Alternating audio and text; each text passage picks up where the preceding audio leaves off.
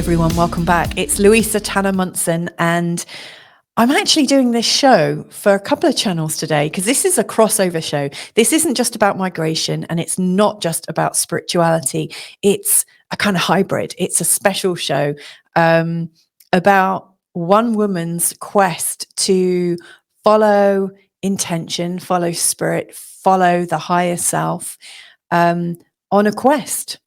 To go around the world, to visit different places, to show up and serve. So my guest today is, I met her as Harmony Polo. Harmony is since married. I mean, it's been 13 years since we met. And so Harmony now also goes by the name Harmony Pavett, or Harmony Polo Pavett, I'm going to call her. She is an amazing and powerful healer and coach. She also is a sacred spiritual singer. You know, I met Harmony at one of her events where she was singing kirtan, which is singing in Sanskrit, and she's a musician as well. So we met 13 years ago, and this is the first time that we've met up since. And so today I'm going to be talking to Harmony about the inspiration that she felt to migrate from the US to Bali, and then also how she has subsequently moved, because obviously I now know that Harmony has moved from Bali to a few different places, and now she's back in the US. So I really want to kind of hear more about her inspiration, what really led her there, how did she know that it was the right thing for her, and also how her business and how her life has evolved as she has followed the calling of spirit. So anyway, let's bring Harmony on now. And I really hope you enjoy this rather different crossover show. Hear you? I don't know. Can you hear me? Oh, I can hear you really well. Wow, what a difference that makes. How are you? You look radiant. Oh, thank you, sweetheart. Thank you. How are things before we get going? I mean, I've already started recording just to make sure I don't forget to press record. Yeah, you can always edit it. Yeah. So how are you? Like, how's life? I mean, your life has changed. My life has changed dramatically. I'm doing great. I love being back in the US. Love it. Wow. How long have you been back now? 2 years?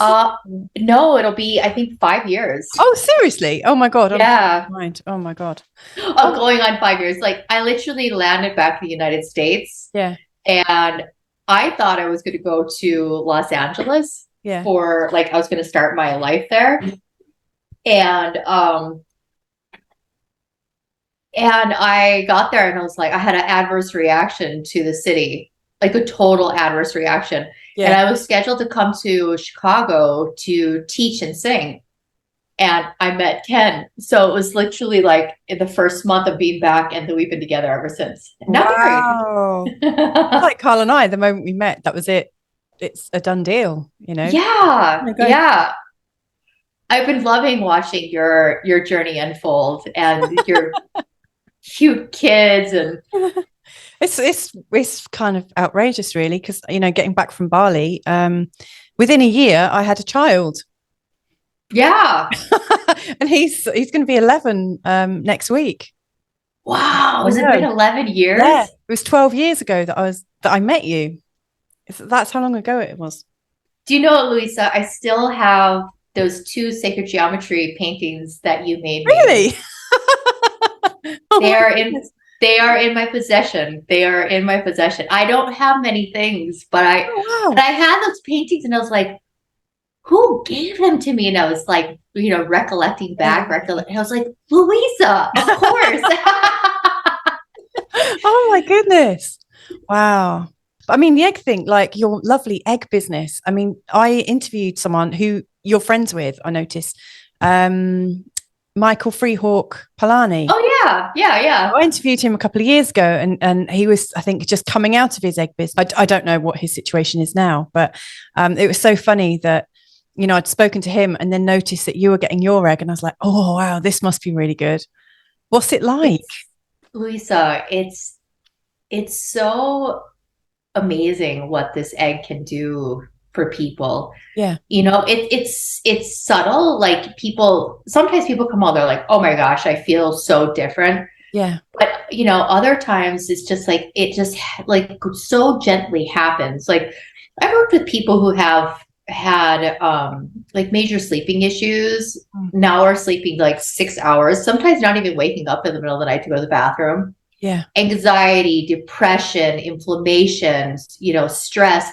I also work with people who just want like a really awesome spiritual experience. So we work on like opening up the channels of intuition and you're really connecting into, I teach a lot of empowerment tools. So like I help people to trust in their intuition, and because everybody has it, right? Yeah.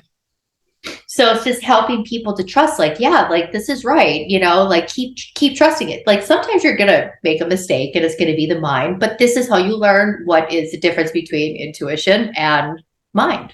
Yeah. Wow. And now you've got two. So people must be really sort of turned on to the work that you're doing at the moment. Louisa, I probably could have 3 eggs, and I just got the second egg. Wow.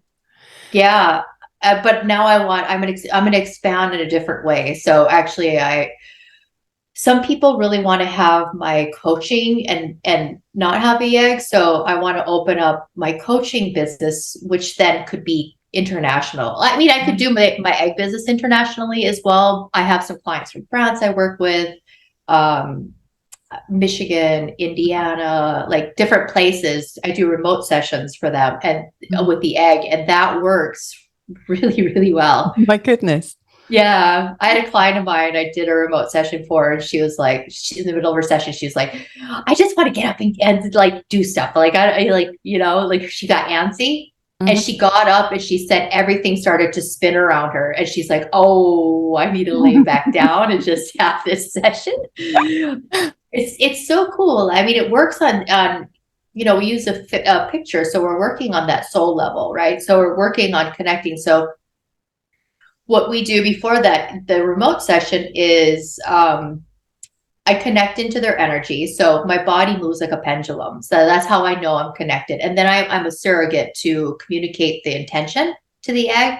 And then once I communicate the intention to the egg, their picture goes into the egg, and I close the door on the picture with the picture inside, and it runs like a session with their picture. And then I disconnect from them, and I go out and do what I need to do. Wow, that's amazing. Oh my goodness. Yeah, it's pretty cool. I like doing them. I mean, my main business is like person to person, or like Zoom to Zoom, because I read a lot of people, their auric or their energy fields, like by seeing them. I can see a lot like that. So that works really well for me.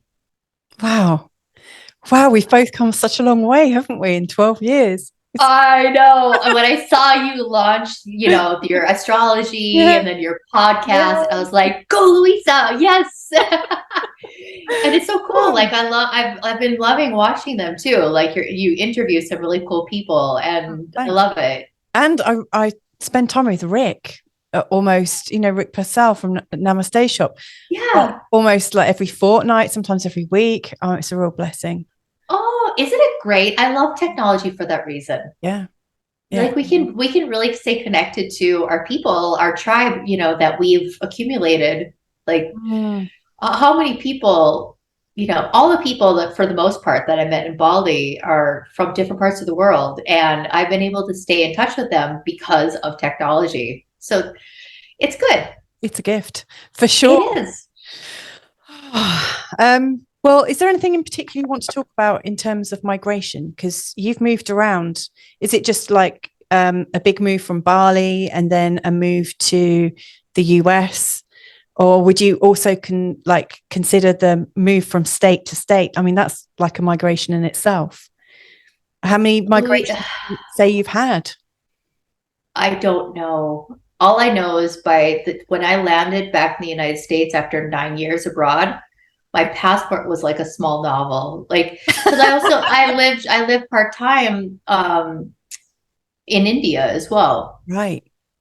So I would spend like 6 months in India, and then I would spend time in Nepal. I spent time of course, a lot of time in Bali.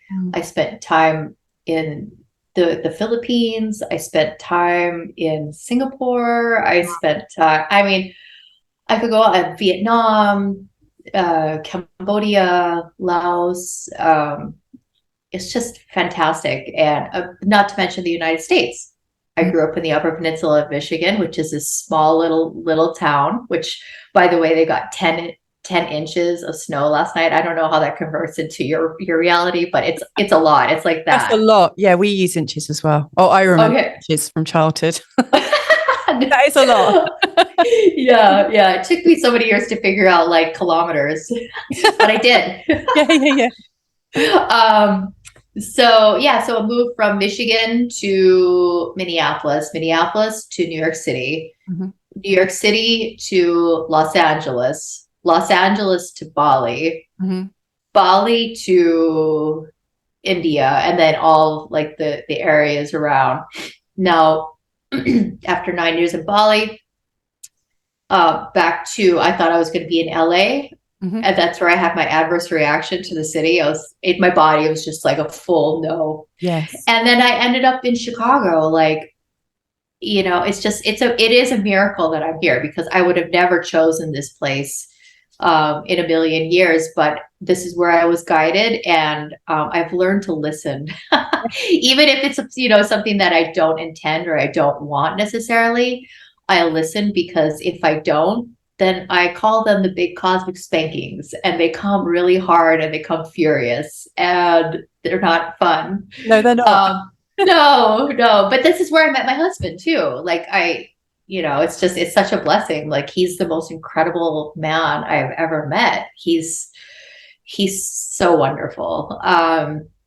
So yeah, we have a wonderful life. My husband has his own company. I have my own company with the egg business, and the integration back here, though, I have to say, so when I was living in Bali, it was really good. And I didn't have actually the intention of leaving. And it was just before a series of really big earthquakes. And I was sitting in my little bungalow house, and I had all the windows open. I was playing my harmonium. I was singing, and Spirit came to me and said, it's time for you to go home and serve your people. So, you're done here. And I was like, oh gosh, like, here we go. And when I got back here, it was as though I was a foreigner in my own land. I really struggled. I struggled to find my way here back in my own country. And I felt like I was speaking English, but I felt also like my English was Mandarin. Yeah. Like I was unrelatable. People they looked at me, they're like, and you could just see like this glaze. Like I was like, what am I doing? So it took me a long time to really find my way. And then I hired a coach, because I was like, what am I doing? Like, what am I doing wrong? This is so weird. And then the pandemic hit, and I was so lonely, because I didn't have a chance to meet any friends, really. And during the time, the people that I did meet, I was kind of like obsolete. Like, they had bigger fish to fry, right? Their families and taking care of everybody, making sure, so I I was very lonely. And then my husband actually first was watching Gaia TV, Regina Meredith, who we both love. And we saw Gail Lynn, who is the inventor of the harmonic egg. And my husband's like, would you consider getting a harmonic egg? And I said, well, first I would need to try it, because I just don't know. Like, I'm I need to feel that in my own nervous system. So we booked a session at the New York Center, which was 7 hours from here. And we drove 7 hours, had a session. And on the way home from the session, we were on the phone with the inventor signing contracts. And and then we landed our first harmonic egg, still during the pandemic. We opened in June, a year and a half ago. And it's literally, since the day we opened the door, we've been packed. So it's June we opened. By November, I was booked solid. Every single day I was working. And then I was like, oh my gosh, like, and then we invested a second egg because I needed to be able to get more people in. And now the second egg is taking off just like the first egg. And now I'm going to expand my services again. Wow. And I've like literally grown out of my space in 6 months. And I'm like, so I have to stay there because I have a lease contract, but yeah, I'm going to have to move because ironically, get this, Louisa, the harmonic egg. So I have one client. Okay. So he is like the common handyman, drives up in a handyman truck. Mm-hmm. He has a full awakening inside of the egg and he wakes up into his intuition. He's starting to have, I call him the oracle, and he comes in and he has this crazy vision of what the harmonic egg is going to transform into, like having different rooms, teaching esoteric teachings, not just me, but I'm going to have other teachers there as well. I have another client she's a doctor, mm-hmm. and she had the same exact vision as a handyman. Wow. They have no connection. They don't know each other at all. Wow. When I'm hearing this, first of all, it just struck me, and I've never seen that connection before, but your name's Harmony. You play a harmonium. You're a singer. And you have a harmonic egg as well. There's a bit of a resonance going on there. But when I was listening to like your arrival back to the US, which, you know, originally is your home, you know, it's where you're from, that feeling of kind of homelessness or disconnection, and then actually you found yourself at home through beginning this business that you were guided spiritually, you know, everything kind of fell into place. And then once that fell into place, all the connections started coming to you. It was almost like you needed to absolutely tap into your intuition. And then I needed to trust the intuition. Yeah. But now I have this huge community around me. I have all the right people. They come to me because they're attracted to me. And I'm not, you know, it's just like that need to have stimulation. And I wouldn't have had that unless I had that time in Bali. Yeah. And India. I wouldn't have had this knowing inside of me. I trust my intuition. I only work from my intuition, just put it that way. Yeah. So but I would go on. No, you were going to say something. I just said, like, you know, I remember when I was living in Bali, like I used to put myself through these like kind of rigorous processes. Mm-hmm. And one of those processes is I always said to my divine spirit, I said, okay, so I need to really learn how to trust you. So you're going to become my GPS. And I'm going to rent a car and we're going to drive to my favorite beach, which you probably know. Remember Beyond Padangbai? Yes, I think I do. Yeah. Yeah. I think we actually went together once. I remember. Yeah. I do remember. Sorry. Yeah. So I rented a car and I'm driving on the opposite side of the car from me and driving in a country where there's no street signs and like nothing. And it was so wonderful because it was like the divine spirit said, up here, take a left, slow down. There's a chicken going to cross the road. You know, like it was so amazing. I got to the beach and back. And it's a 2-hour drive. Yeah. But I wouldn't have been able to do that unless I actually like trusted in that space. And you know how it all began was I was a hairstylist in Los Angeles, and I was really, really popular. And I had my first near-death experience there. And after I came out of the hospital, I remembered, first of all, I got the book Eat, Pray, Love. It's very cliche, but I got the book Eat, Pray, Love in the hospital. And at that time, I was not familiar with anything Eastern at all, but I read about the medicine man and I was like, I need to meet this medicine man. Yeah. And so I got out of the hospital and I left Western medicine and I went to the Eastern road and I said to the doctor, naturopathic doctor, I said, your mission is to make my immune system like a racehorse. Mm-hmm. And she's like, okay. And so I did that. I got really strong. And then I booked my ticket to Bali. and I met the medicine man. And I have to tell you, it wasn't mind blowing. It wasn't anything profound, but it did get me to Bali. And I liquidated my whole entire life. Now I was working on a TV show with Courtney Cox. I was, I had privy to fly around with very VIP people, private jets, blah, blah, blah.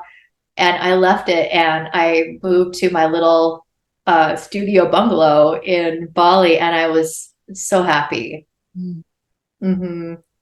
It's such a great space. I love your bungalow. It's amazing. So right, we just had so many kirtans there. Yeah, we did. We had lots of joyful moments there. So you had like a near-death experience, and then really wanted to, I guess, maybe leave an old life and start something afresh. You were really pulled to explore something intuitive, something soulful. What was it, like a voice in your head, or just a very strong feeling? It was, and Louisa, I think, my intuition was there, but I didn't trust it. Yeah. But I was, I had everything. So people would look at me and they're like, I was extremely successful. I was making more money than most doctors. Yeah. And I was so miserable and lost inside. And I was like, something has to change. And I'm not going to be able to do it if I stay here. Yeah. And that pull really pulled me. And I tell you, I went to Bali, and I'm not saying I got there and it's like, the holy choir singing hallelujah around me and, dropping rose petals in front of my feet. The suffering came with me. And I really kind of hit that rock bottom place, emotionally speaking, in Bali. And I was praying, and I was like, you need to send me a light, or show me where I need to go, or literally take me off the planet, because this suffering is unbearable. And it was really interesting, because it was right after it released an album, and I flew to LA, or flew to actually LA to kind of move the album around a little bit, and then got back, and I was so jet lagged. And at that time, remember the old Soma, the little tiny Soma? So I was like, I'm really hungry. And there was this talk on the Mayan calendar there. And I was so jet lagged. And I just was like, I don't really care. I just need food. And I didn't know why I was there. And all of a sudden, this woman walked in. She was this bright light. And I was like, that's who I need to talk to. So all of a sudden, my jet lag was just gone. And I ended up talking to her. She introduced me to my teachers, my primary teachers in India, Sri and Sri Bhagwan from the Oneness University. And that's where it all began. And it really started to unravel at that time. So this is where then my life from Bali became more integrated with India. And at the beginning, it was so interesting, because I could only go to India for a month. And then I was like, I gotta get out of here. Yeah. But then after going there so many times, I wanted just to stay. My feet wanted to stay. There's so much information that the earth, that the ground, Mother India was giving me. And I'm so grateful I did it. I'm so grateful I did it, Louisa, because now I'm so settled in my life here that uprooting my life and moving to a foreign land and having such spontaneity and fluidity it wouldn't be possible for me at this time of my life. I'm very committed to where I am here. Yeah. But I'm so grateful that I was able to let go. I just let go and take this big plunge into finding myself, because I found what I was looking for. And what was it that you were looking for? My inner peace. My joy, my inner peace, my true, who Harmony is in truth, not the hat of the celebrity hairstylist or the kirtan singer or the this or the that. It's just, it's so rich. And, during that process, I also did an internal marriage process. This is the last big thing I did in India, where I had my second very, very hard near-death experience. It was really intense, but I decided to go into a very strict 1 year celibacy because I was just like, there's something like unconscious programs running that I needed to really examine, and I didn't need the outside to have any influence to distract me. So I was very strict. And I did an internal marriage process, and I wrote vows, and I got dressed up in a sari, and I had a whole thing. And this is my wedding ring I designed and made Beautiful. for myself. And I highly encourage that for everyone, because it's when we make a vow, like if you know you're married, you said your vows to Carl, and right, and I'm married and I said my vows, and I was like, why don't we do that to ourselves? Like, why don't we do that for ourselves? So it's such a good question. It really is. I mean, that's something that's been coming up more for both of us actually recently, is we've been thinking in terms of getting our own needs met. It's very easy to go into a relationship and kind of form this like merge together and get so into the merge that you forget who you really are. And so we're kind of doing it a bit backwards to you. You know, where you really felt really at home in yourself first, found your peace and your joy, and then from there went and built a life with the man that you love. This kind of getting to the core of who you are, like you call it your peace, finding your joy.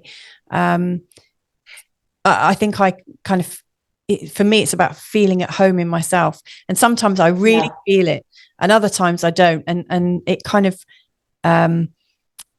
it combines the migration story, which we've both been on and been part of, and also the spirituality. I mean, it's a huge thing to move from place to place, in my sort of experience.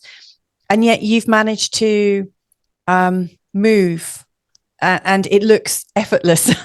I'm sure it's not, but you've managed to move and recreate your life. What would you put that down to? You know, what kind of habits do you have, or belief systems, or thinking, I guess, that helps you to settle in a new place and find meaning in a new place, or just still your mind and still your body and get still in yourself so that you can feel at home? What's your secret to feeling at home in so many places? home is in the heart. I could be anywhere. It's just, that's the peace, that's the contentment. And I trust very much the divine. And so this is how I knew that I was supposed to be here in Chicago. Why would I want to move to the Midwest where there's like tons of snow and it's cold and it's already getting cold out and I have to wear cashmere sweaters? I don't think I've ever seen you in a jumper before, because you've always been in our country since I've known you. Like, why would I do that? So I flew to Chicago when I had that adverse reaction in Los Angeles, because I was scheduled to teach and sing here. Mm-hmm. And during the first night I was teaching, and I was waiting for the message to come. I'm like, okay, what am I teaching? Like, tell me what I'm teaching. And I was literally a block away from the venue, and the message finally came through.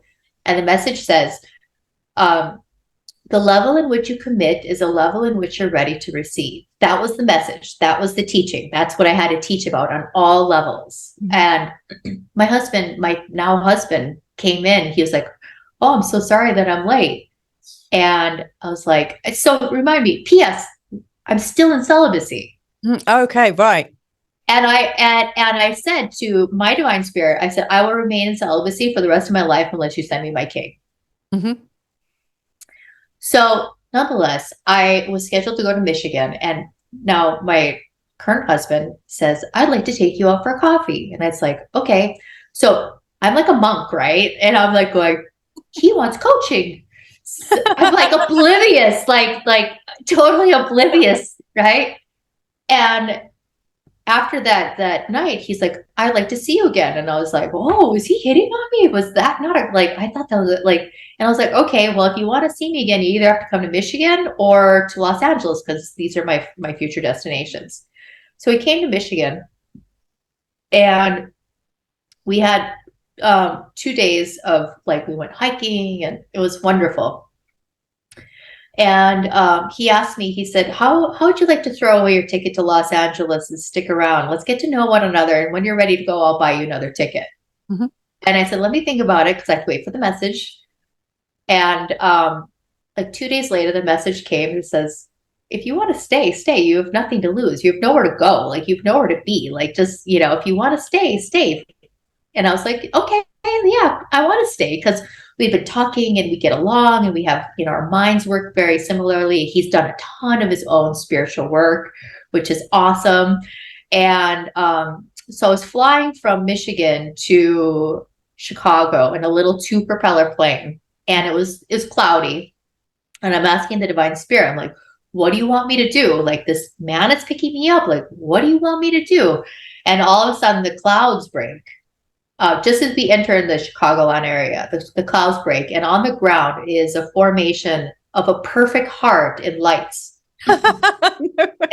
Yes. And the message came through, and it said, welcome home. This is your new home. You're going to be filled with happiness and joy and success. And this is your welcome home. And it felt like I was like in an arranged marriage. Like, he picked me up, and I knew that, like, I was like, okay, I'm just going to my new house now. Like, and that's it. Like, and I'm so happy.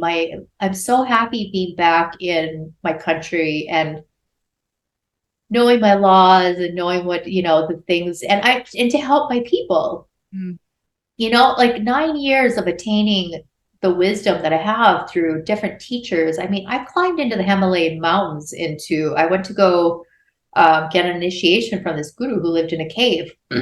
Like that, and studying with enlightened, like I've attained so much, and my own transformation, that I was like, I need to help and share this with people. And now I have this platform, and I'm doing it, and it's been wonderful. And it's wonderful to be able to see people really step into their power. It's just wonderful. I love my job. Yeah. Well, it doesn't sound like your job is just a job. It feels like it's you. It's an extension of you. It's your life. It's your spirits. It's your destiny or purpose, I'm guessing. It is. Well, years ago when I was in India, I don't know if you remember when I opened up that temple, the Oneness Center. Were you still around then? I think so. So I got an initiation in India to be a temple steward. So I rented a small boutique hotel and converted it into a temple where people used to fly in from like China and places, like, then have like profound healings. There are 3 dark chambers. And where am I going with this? What was the question again? Oh, I asked a question ages ago. But it doesn't matter. It arose. You wanted to talk about it. Oh, yes. Okay. So that's right. So at that time I said, after a lot of purifications, I said to God, I said, okay, I'm going to be your full-time assistant.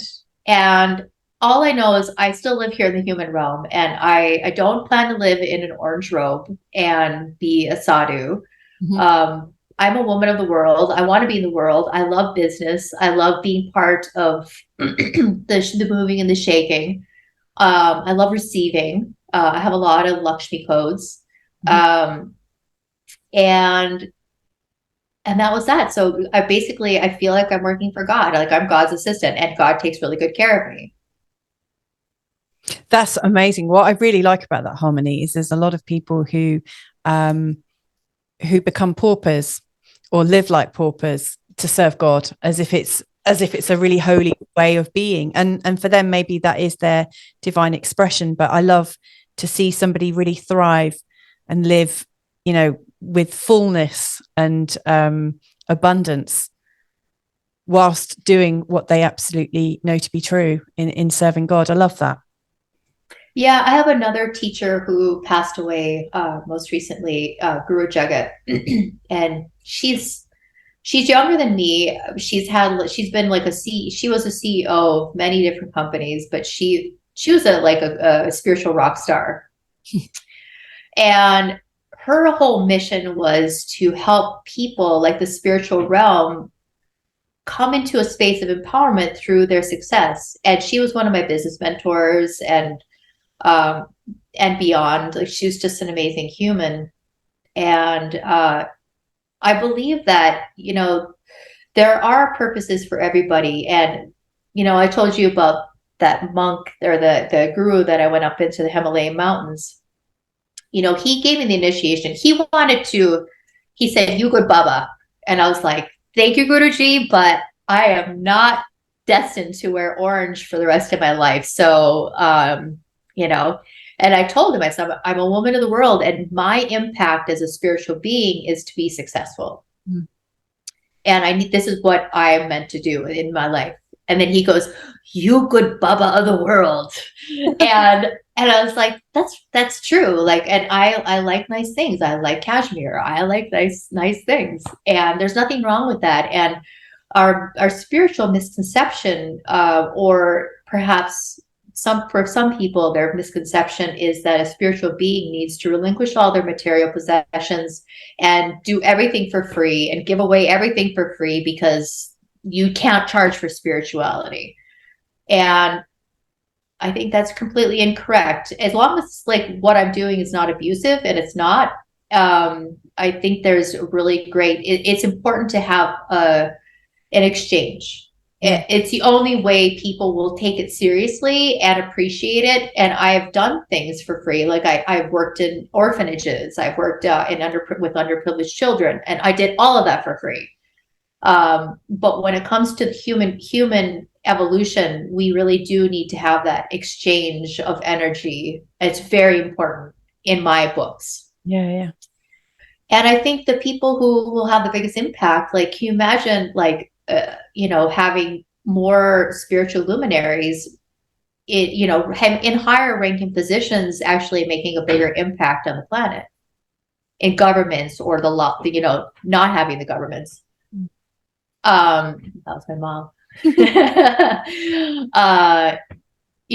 So, we have this responsibility, because if we don't, like, I think we're right now, like, where we are as far as humanity, I think our world is in a global black night of the soul. Yeah. And in order for us, because I've been in the dark night of the soul, and I've had a couple, and in order for us to pass this initiation as a collective, the spiritual presence on this planet needs to be enhanced. Like, example, there's a tipping point, right? Malcolm Gladwell's theory, the tipping point. And with the tipping point, it has to reach the 51 percentile of the energy on the planet. So all we need is 51% of people on the planet living in a higher state of consciousness, aware and awake to any degree. Yeah. And then there will be that shift. Now, my teacher in India said that we will be living in a place called heaven on earth by the year 2035. I hope it's before then. So do I. Oh, but it is coming fast. Yeah, that's time. So, there are a lot more people, and I think the pandemic was really great for that reason, where people started to question everything in their life, and make the necessary changes. Some people I know, like, did what I did years ago, like, got uprooted their life and moved to a different place, different country.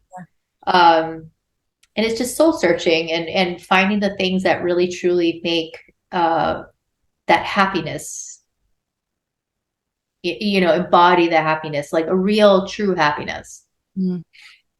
Yeah, I really think that the pandemic really shifted things. It took us up a gear, and some people downshifted and got more rooted into their way of being, and a lot of people, for many people, it was the first time that they stopped and thought, hang on a second, what is the purpose of my life? What am I doing here? Yes, but it's something pretty drastic to make people stop and take stock. Yeah, for sure.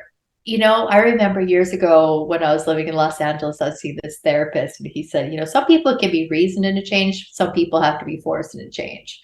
And we were, as a whole, as a global whole, we were forced into change. Yeah. There's still some people, still suffering and challenged by the whole process. And it is challenging and it is stressful, and it's hard. It's intense what's going on. A lot of loss. I mean, gosh, I remember one year, I think within 3 or 4 months, right around the time where my teacher died, I think 8 people that I know died at that time. And so there's just a lot of change, and I'm grateful that my nervous system is able to move like that. And I think that has a lot to do with being like moving around. Like, I'm a Cancer by my astrology, right? And so I love home. I'm like grounded, and and so for me to like move and go into this place of the unknown and move around as I did for 9 years, it really forced me to be more in the moment and really trust where I was being guided to, and moving to a new country and having another foreign language, but it just, after a while, it just became so easy. Yeah. Like, just so easy. It was, and now coming back here and being grounded and integrated, it's the same thing. It's just like, I'm just okay. Like, what is each moment going to bring me? How is this life going to, how is it going to show up for me today? Like, what are the experiences? What would you say is your biggest learning from all the experiences that you've had of moving around? Trusting in my intuition.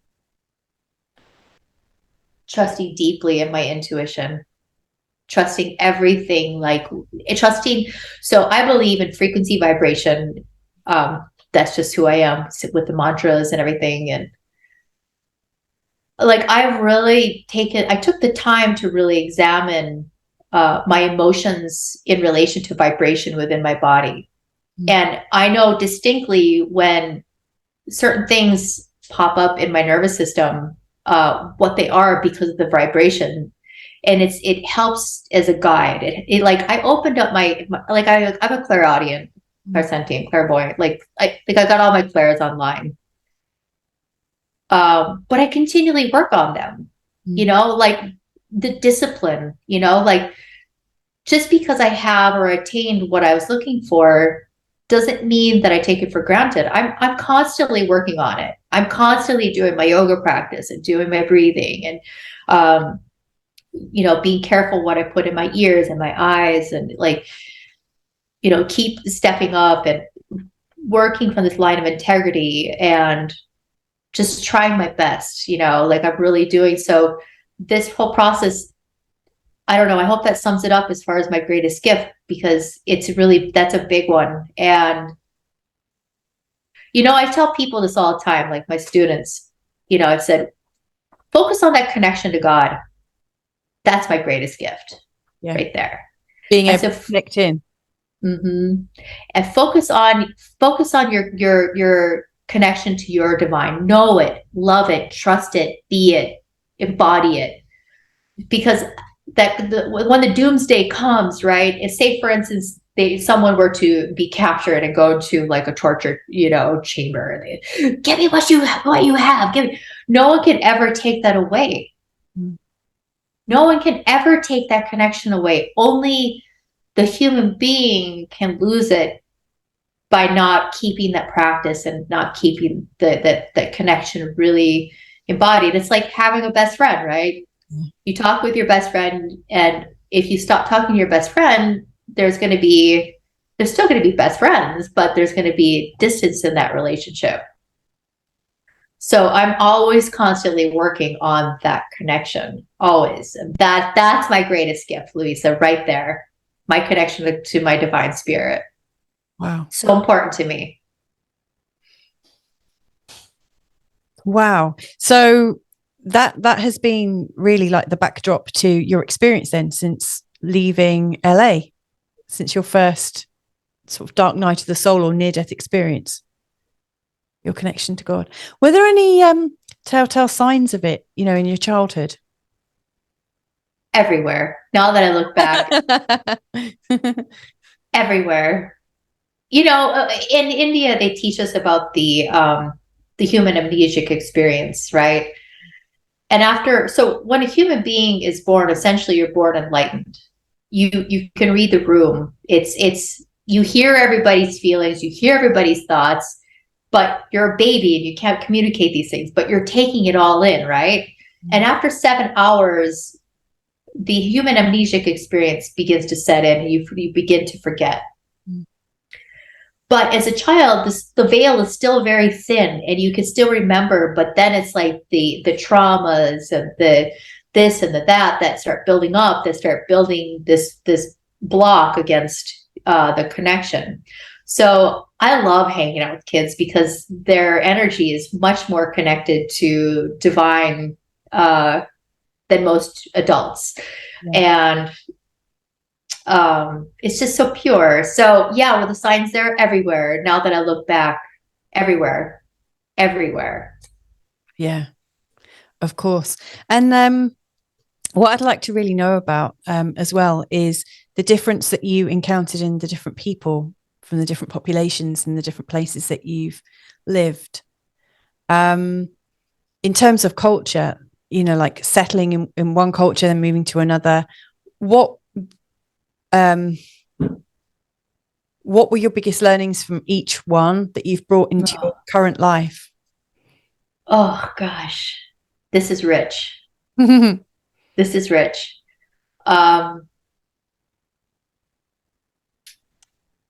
Well, every culture had its gifts. But I think the biggest thing that I took away is death. I learned through living in Bali and India that death is just so beautiful. And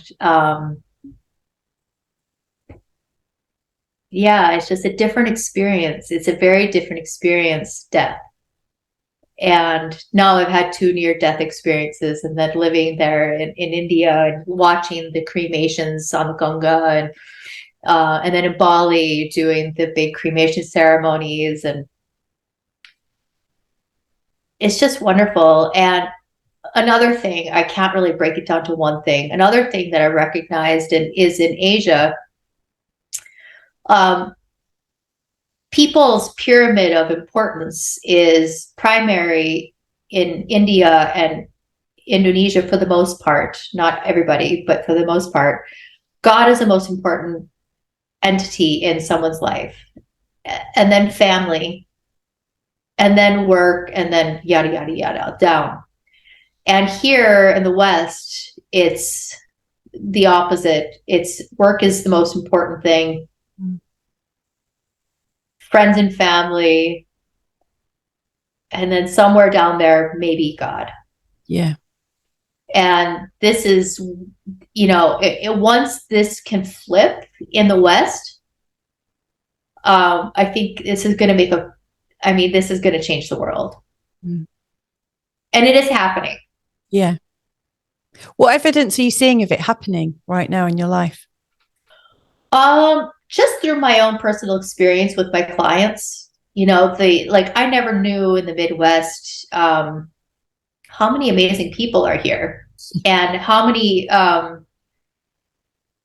people are really truly connected to their divine spirit. It's just being able to understand it more honestly, you know, because it's not necessarily the God that was written about in a scripture, right? It's a very unique relationship that every person has, and helping people to really understand what that is helps them to embody that within themselves, and then they start relying on that more.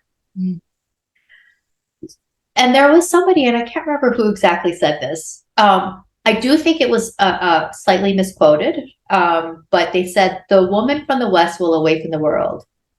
Now, the reason I think it's misquoted is because I don't think it's a woman. I think it's a feminine energy of the West will awaken the world. And that's a feminine energy with we as females, but also as the men. The men, like when the yin and yang become balanced, when the man balance with the feminine energy and the female is balanced within their own feminine, stepping up and understanding, like we don't need as a feminine energy, like we've been indoctrinated and we have been so like belittled and shamed that it's made the woman really insecure and they don't believe in themselves. And then there's these repercussions of like gossip and stealing or betrayal. And I really pray that all in all, like if people can come to that space of their own divine spirit and recognize their amazingness and how talented they are and how wonderful they are, that they don't need to go into that space any longer of hurting another human being, trying to deliberately condemn people. Because listen, it's much easier to project gossip and this lower vibrational energy. It's so much easier to do that because it's what we've been trained to do. But the most courageous thing to do is to actually sit down and look and introspectively look at, like, why am I feeling this way? What is it that I'm lacking within myself that I'm not loving wholly and completely, that this person's reflecting to me? So it's that divine spirit, it's like when we really truly like have that connection, then these energies, I think they'll just naturally fall away, because nobody really wants to hurt another human being. It just happens, and it doesn't feel good. And I've been on the receiving end many times, and I'm sure every person that's listening on this podcast has also been on the receiving end, of such pain. And yeah, I think that's a pandemic. Yeah, a pandemic of pain and shame, guilt, anger, resentment. Yeah, and I don't even know, like, I think it's part of every culture, to be honest with you. Like, I look at India and it's there. It's in Bali. It's there. It's everywhere we go. And yeah, I don't know. It's just, I don't know. I'm going on a little tangent about this, but it's so cool. Must be a reason why. Yeah, I mean, I think this is all about feeling good, and feeling at home in ourselves and in our worlds, and in our, if we really are all interconnected, then the sooner we can feel at peace and at home in ourselves, we can all start to embody and feel at home in this world. I mean, it really, truly is a gift. I mean, that's one thing you must have seen for sure. Moving to all these different places is just the gift of all these countries, cultures, foods, people. Languages. Yeah, languages, definitely. Language barriers. Yes, language barriers. Yes, I had a Portuguese lesson this morning. It's taken me quite a while, I have to say. Yeah,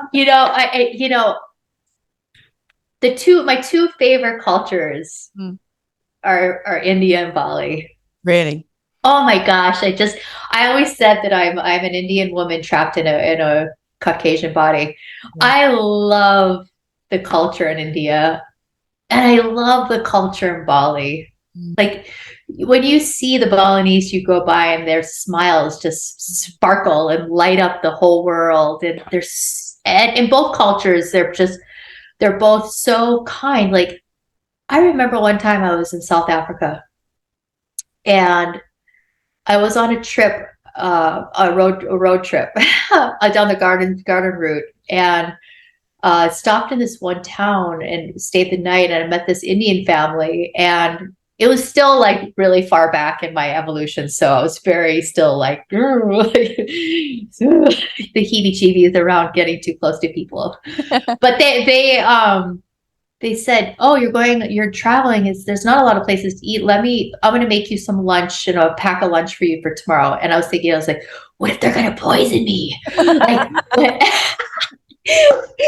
but I accepted that and I ate it and it was really good. And I'm still here and nothing happened to me. And, that's a culture, they really just, like, no matter where I was in India or Bali, they're always offering me tea or water, come into my home.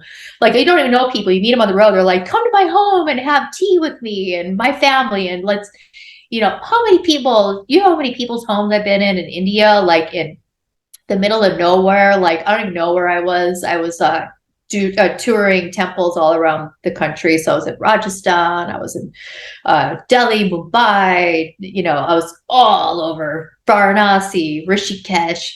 And I was in so many people's homes. They made me lunch. I had tea.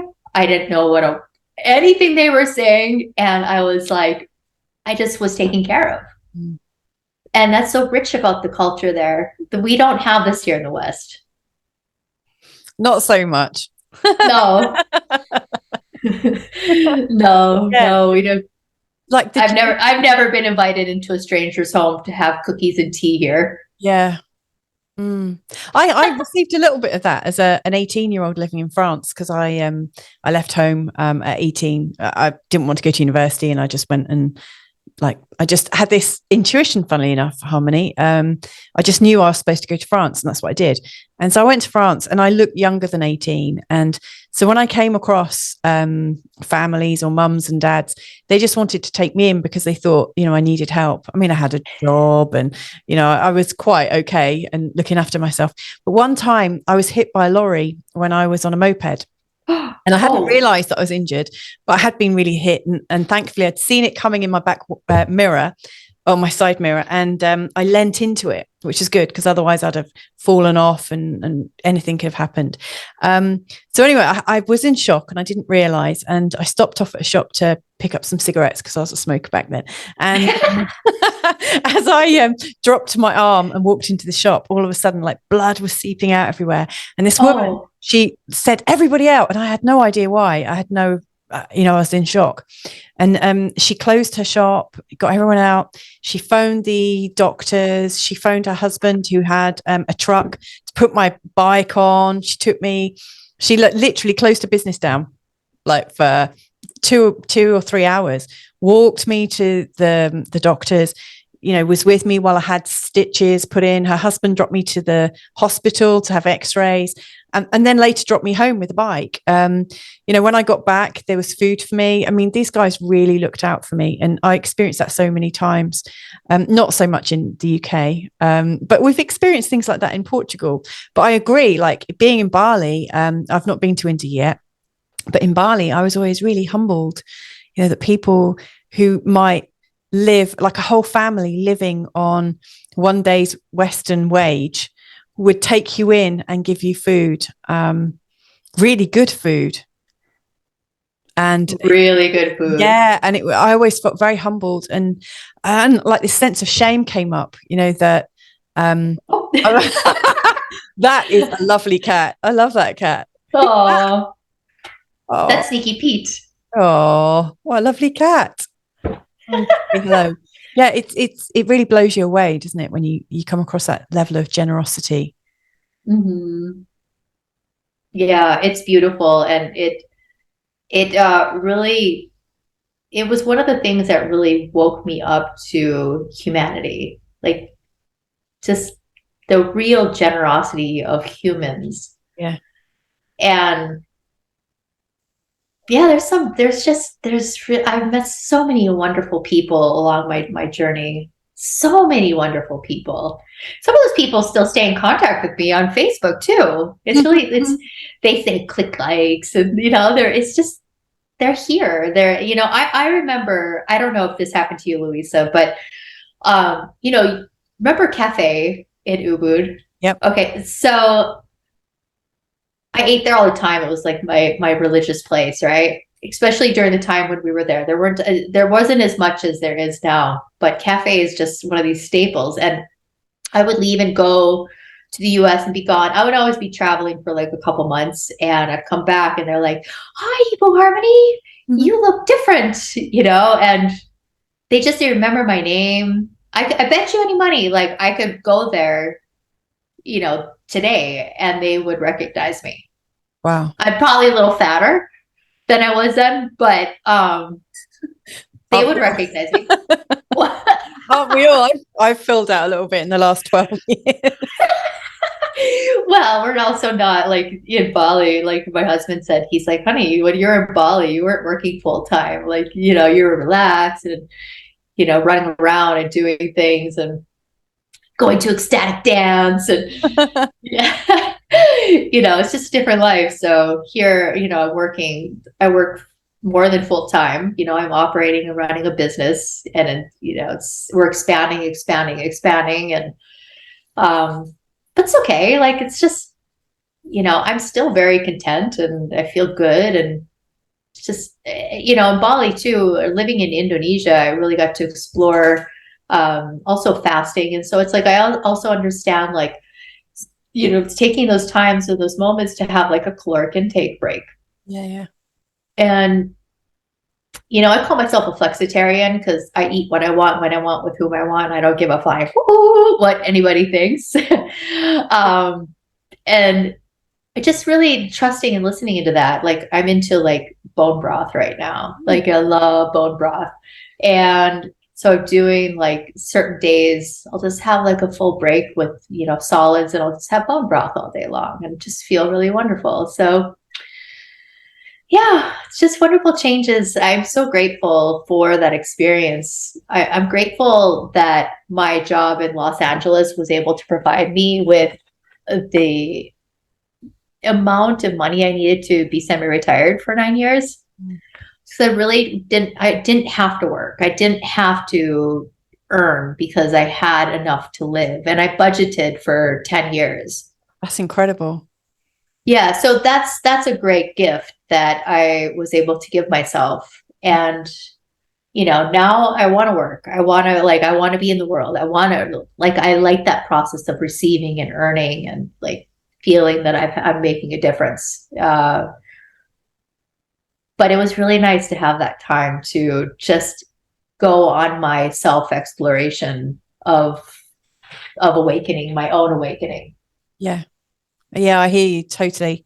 Really hear you. I'm really mindful that I've had lots of your beautiful time, for almost an hour now. So, if somebody wanted to contact you, like if people like the cut of your jib, if people really feel like they want to work with you or something like that, what's the best way they can get in contact with you? Yeah, just contact me through harmonicegg-naperville.com. So it's harmonic, HARMONIC -egg, EGG. Oh, wait, sorry. No, harmonic egg Naperville, and you spell Naperville NAPERVILLE.com. That's the best way to reach me. And there's all my services and everything are there. Excellent. Not my expanded services yet. My expanded services will be up hopefully soon, but that will be more of, I'm going to be doing 1-year mentorships and more spiritual based coaching, maybe holistic life changes as well, learning how to shift the perspective of the relationship with food and such, water. But all in all, it all comes together. And of course, the main purpose is to work on that connection with the divine spirit. Wow. That's an amazing place to end this conversation. Thank you so very much for your time today. Yeah, Louisa. I'm so grateful that you're in my life and you've remained in my life. And I'm so grateful that we crossed paths in Bali so many years ago. I know. Yes. Yeah, it's gone. We were little wee ones then. We were. We're both in our 30s. Yeah. So many years ago. Yeah, this is pre-children for you. Yeah. Now like 3, we're both married. I've got 3 kids. Oh my goodness. Yeah. We've both got businesses. And I've got a cat. Yeah, I've got 2 dopey dogs and 5 chickens. Oh, nice. Yeah, next year I really want to do a honeybee garden. Oh, yes. When we've got a garden big enough, we'll be doing the same. I love bees. That's such a blessing. Oh, I could talk with you for hours, but maybe we should just talk another time anyway. But thank you so much for connecting again with me and sharing your story, sharing your Yeah. experiences. Thank you, Louisa. Thank you for having me on. It's really nice on so many levels, but mostly to connect with you again. Yeah, absolutely. So there we have it. That's my interview with Harmony. And I have to say, it was really lovely to connect with her again after so long, like those 13 years. It's funny, when you think about what a difference a decade makes, what a difference a year makes, etc., etc. We've both found ourselves, with our Mr. Right. We've both got married since we met. And obviously now I've got the 3 kids. So, life goes on, and these changes are the things that birth these new lives. Isn't that amazing? So anyway, if you would like to connect with Harmony, feel free to. You can reach her at the address just below here. It's www.harmonicegg-naperville.com. So you can get in touch with Harmony directly if you would like to experience one of her amazing treatments or get to know her a little bit. She's also got a website, harmonypolo.com, where you can check out her inspirational music and beautiful voice. Anyway, if you would like a little bit of astrology to help you through some changes that you're going through in life, then you can reach me. It's www.feelgoodastrology.com. And also, if you are in the middle of migration, in particular migrating to Portugal, then you can drop my husband a line. It's carl@goodmorningportugal.com, or go to www.goodmorningportugal.com. Anyway, thank you so much for joining me today across a couple of platforms on this rather special and magical migration and spirituality show. Lots and lots of love to you wherever you are in the world, and I hope we can connect real soon. Lots of love to you. Bye for now.